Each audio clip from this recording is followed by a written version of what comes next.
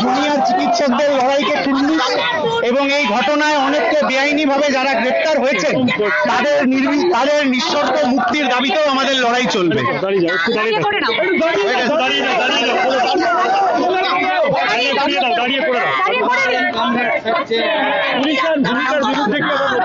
পুলিশের ভূমিকা তো প্রথম দিন থেকেই যথেষ্ট সন্দেহের মুখে। তথ্য প্রমাণ লোপাট করা ইত্যাদি ঘটনা, এবং এটা শুধু আজকের নয়, সুদীপ্ত সৈফুদ্দিন থেকে মহিদুল আনিস খান, পুলিশের ভূমিকা সবসময় সন্দেহের চোখেই থাকে। ফলে পুলিশ কার নির্দেশে এই কাজ করছে সেই আসল মাথার কাছে পৌঁছাতে আমাদের হবে। হ্যাঁ, ষড়যন্ত্র।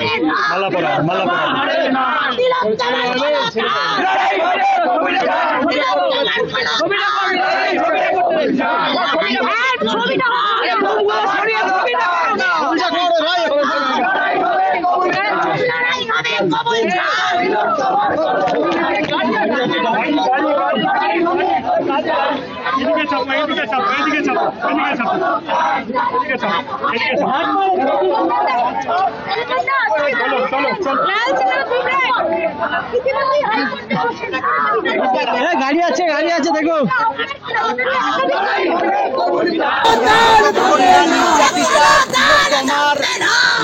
বিচার হচ্ছে, ততক্ষণ আলাদা কোনো অনুভূতির ব্যাপার নেই। এই লড়াই চলবে এবং তিলোত্তমার বিচার হলে তবে একটা অন্যরকম ভালো অনুভূতি হবে।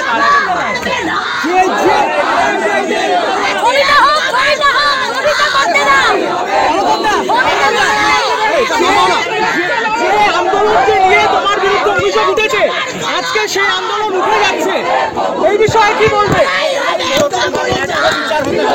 তার জন্য আন্দোলন গোটা বাংলায়, গোটা দেশে ছড়িয়ে পড়েছে। এই আন্দোলন চলবে ন্যায্য বিচার না পাওয়া পর্যন্ত। আজকে সিজিও কমপ্লেক্সে অভিযান করছে ডাক্তাররা, সেই বিষয়ে কোনো বক্তব্য? ডাক্তারদের লড়াইকে কুর্নিশ জানাই, ন্যায্য বিচারের দাবিতে যে কোনো আন্দোলনের পাশে আমরা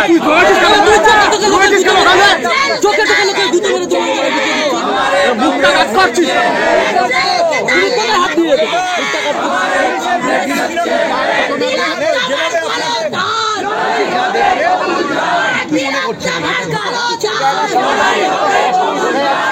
কিন্তু এই সময়কার সবচেয়ে বড় ষড়যন্ত্র ছিল 8ই আগস্ট এই তিলোত্তমার নির্যাতন এবং খুনের ঘটনা। সেই ঘটনা যতক্ষণ অবধি না যথাযথ বিচার হচ্ছে ততক্ষণ অবধি আমরা কেউ হাল ছাড়ছি না। লড়াই চলবে, একদম রাস্তা থেকে পিছিয়ে আসার কোনো প্রশ্ন নেই। যত আক্রমণ তত রাস্তায় নেমে লড়াই করা, ভয়ের প্রশ্ন নেই। বরং এই ঘটনা আমাদের জীবনে আরো নতুন সাহস তৈরি করে দিয়েছে যে স্বৈরাচার যখন আমাদের বিরুদ্ধে লড়াইতে নেমেছে তখন আমরা ঠিক রাস্তায় আছি। আমার ঘন কালো চুলের রহস্য এনপির ফার্মেট।